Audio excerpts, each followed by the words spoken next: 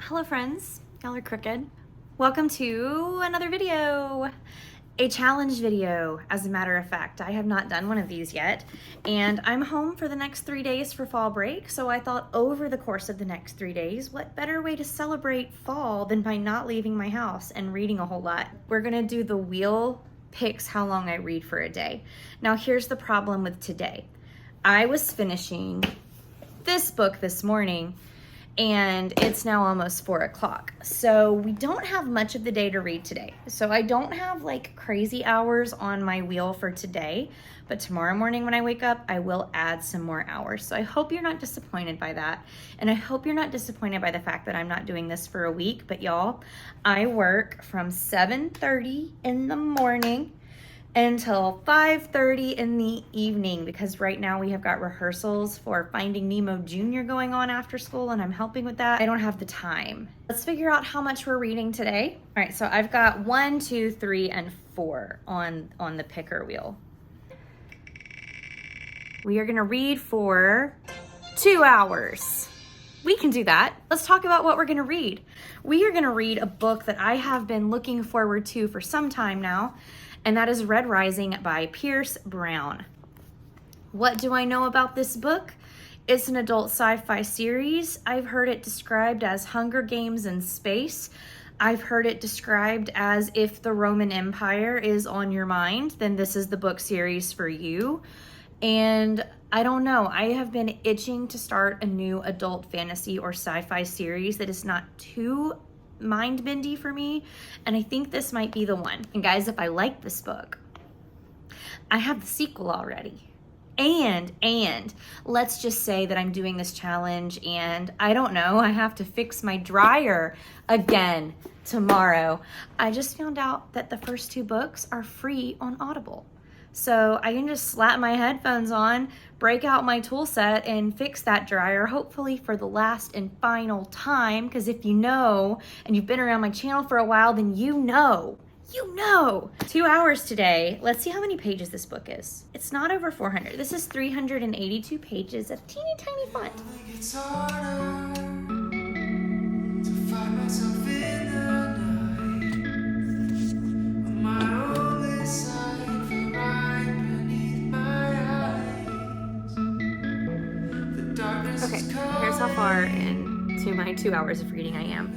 Hannah at the Teacher's TBR is hosting sprints right now, and I have read the prologue and the first chapter of Red Rising, and I knew that this was like dystopian. I did not realize how brutal it was going to get so quickly. Like, I'm talking the first paragraph already had me in disbelief over how brutal this society is. But we are introduced to our main character, Darrow or Darrow. In my head it's Darrow. I'm not listening to the audiobook, so the pronunciations are made up in my head. But he is a red living on Mars, and reds are like the lowest members of society. And I don't fully understand exactly what it is that he is looking for in his job, but he is what's called a hell diver, which means that he dives below the surface, and he is using this big contraption to mine for something. He's 16, and I guess in this society it's normal to get married a little bit younger. He has married his wife, Io, and they don't have much money.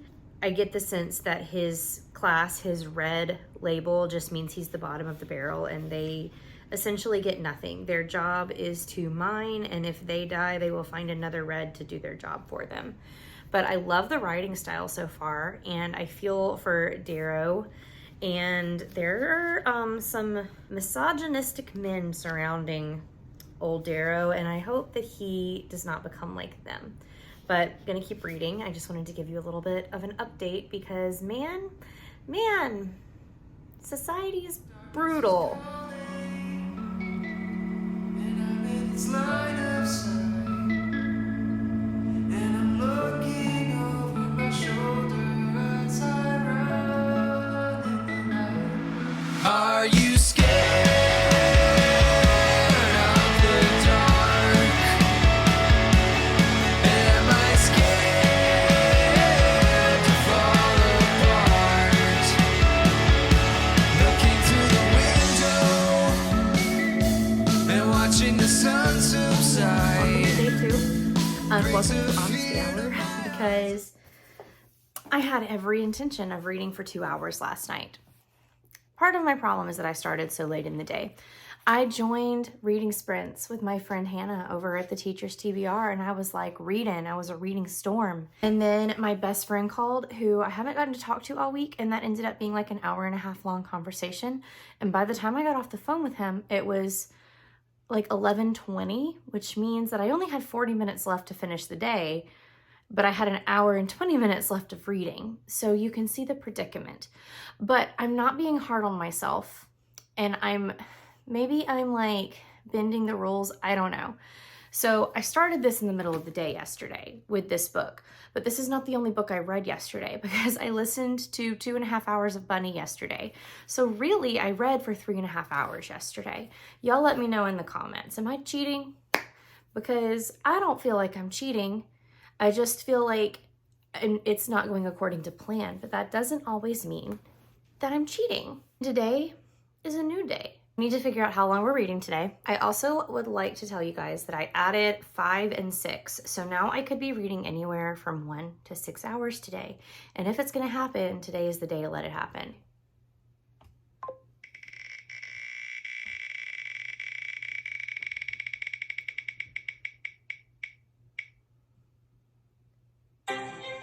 Okay, we're reading for 3 hours today. I got to page 40 of this yesterday. I'm obsessed with it. I was not expecting it to be so brutal and so heart-wrenching so quickly. We are following Darrow, who is a red. He's at the bottom of society. He is newly married to the love of his life, Io, and Io dreams of justice and a better world for herself and her family and her children. But Darrow is content to just kind of fly under the radar, do what he's supposed to do, and make the happiest life he can out of his situations. I think something is about to happen that is going to shift his worldview. I also learned yesterday the reason why Darrow and Io are married so young is that the lifespan is like 35 to 40 years on Mars. So if you're gonna get married in the prime of your life, I guess you're gonna get married when you're 16. Really glad that the audiobook is free on Audible, because today is a day I'm catching up on a project I started in February and have neglected since April, and it's a year-long project, and that is making my book blanket. So I'll show you guys that later. I'm not super proud of it, but just the process of finishing it is something I need to do for myself so that I can go into next year feeling better about starting a new one. So essentially, this is just a blanket where for every book I read, I crochet 2 rows in the color that represents that genre. Like I said, I've gone until maybe April or May on this project, and then I accidentally just kind of abandoned it. And I've got a lot to catch up on because I did most of my reading this year over the summer, so that's lots of rows. I'm gonna listen to my audiobook while I work on that. I'm about to go make some breakfast. I'll show you, it's gonna be a very autumnal breakfast.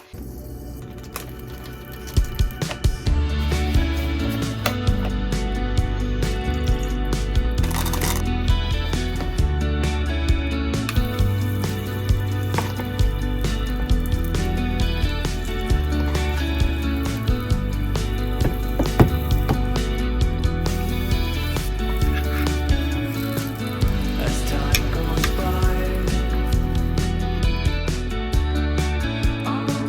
Welcome to my fall break goblin nest where all of my hobbies take over the couch. But here is the book blanket that I was talking about. Like y'all can see, I just didn't do a good job at selecting colors. It kind of feels just really random, but it's gonna feel good to just be done with it. So let's talk about how this works. So this is January, February, March, and April. I'm starting May right now. I'm kind of worried because my fantasy yarn is super tangled and I have to like undo it in order to use it. Every book I read, I crochet 2 rows in that color. So this light pink is romance, kind of rust red is horror and just general fiction that doesn't fall into another category. Mustard chartreuse is thriller. White is nonfiction and graphic novels. Blue is mystery. Brown is historical. I haven't used this one yet, but I will get to when I get to this month. Dark green is sci-fi. And then I showed y'all the fantasy color. So I'm starting May right now with Happy Place. It'll be another romance row. And I'm about to put my headphones and start my 3 hours of Red Rising. Sam is on sprints right now, and then Kendall is on sprints later. So I think it's gonna be pretty easy to accomplish this, but let's go.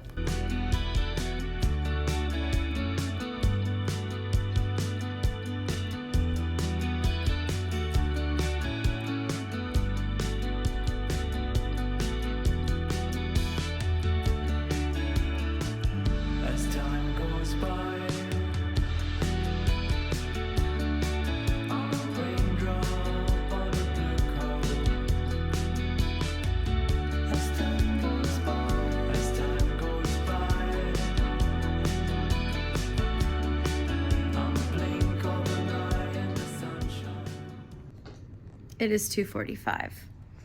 My time is up. I made it to chapter 21, page 160. Not bad, not bad. It's time to fix my dryer and then take a nap because I'm tired and this is not helping. Happy Sunday. I have a few updates. First of all, I fixed my dryer again yesterday after reading for 3 hours.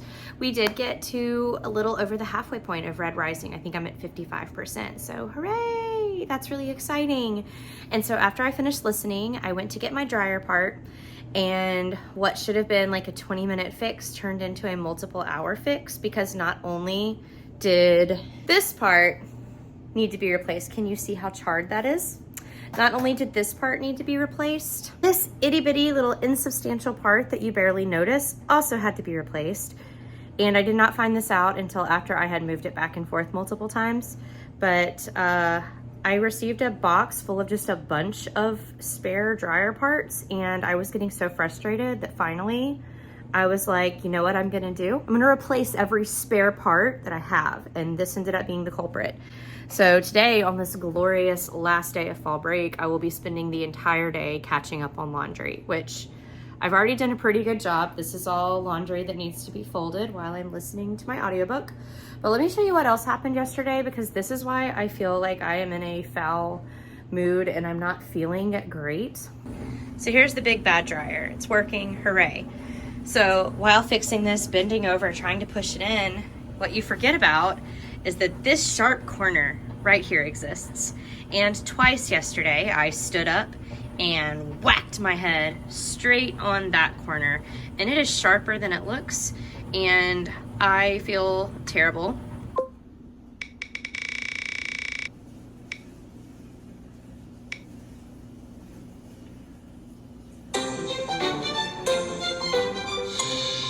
All right, well, we saw it, 2 hours, very doable.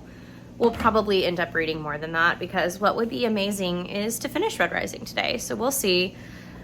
Laundry to put up, blanket to crochet. Let's make the most out of this day where I feel like I got hit by a tractor. I just took a nap. Hold on, let me show you what I'm dealing with. My head is hurting so much while I have like napping hair that this is the only thing soft enough for me to sleep on. So this is my pillow at the moment, my little dragon squishmallow. But I have about 40 minutes left of needing to read for this challenge. And so I'm about to make some leftover pizza and then sit down and listen.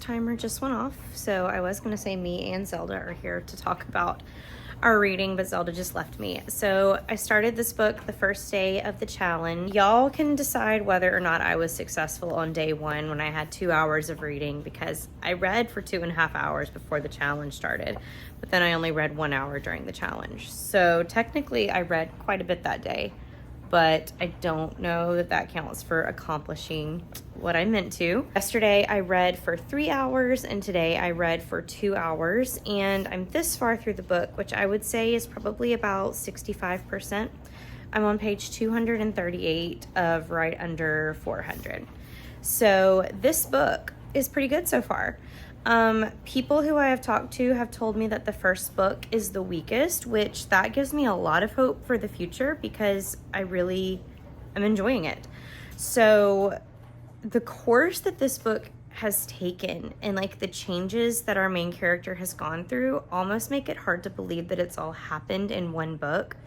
So we start out like basically in the slums of society. Our main character Darrow is living underground and he's working as a miner to make Mars habitable for the human race eventually moving to Mars. He's young, he's married, but like he has a really, really hard life, and he is very much a pacifist. He does not want conflict in his life. He's happy to make the most of the circumstances that he's given. But his wife, Io, is very much a visionary and envisions much better things for not only Darrow and herself and their future family, but also for the Reds in general, the Reds being the lowest caste in society. And when something very, very tragic happens, Darrow's shift in outlook on the world changes completely, and instead of being a pacifist, he is set on revenge. But in order to enact this revenge, he has to go through a lot of changes himself. So Reds are the lowest of society and Golds are the highest of society, and his goal is to rise through the ranks of colors and to become a Gold. And this is where things started to feel a little bit Hunger Gamesy. There's like a process, a beautification process that our character has to go through.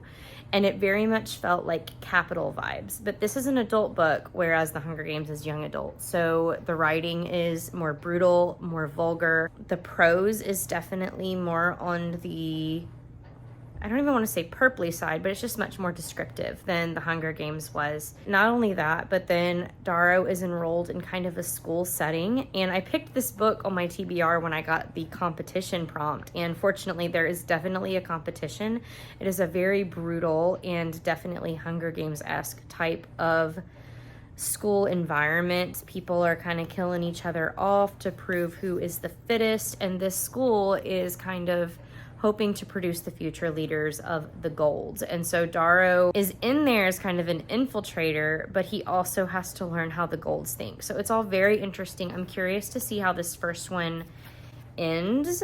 And I have the second one, but I think I'm going to be saving that one for next month. But I kind of want to try and maybe finish this tonight. And I said it was like, it's 382 pages. That's like 150 more. I might be able to finish it.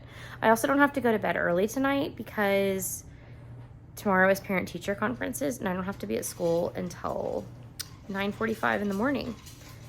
Cat's food feeder just went off. But I am going to go ahead and stop the video here since the challenge is over.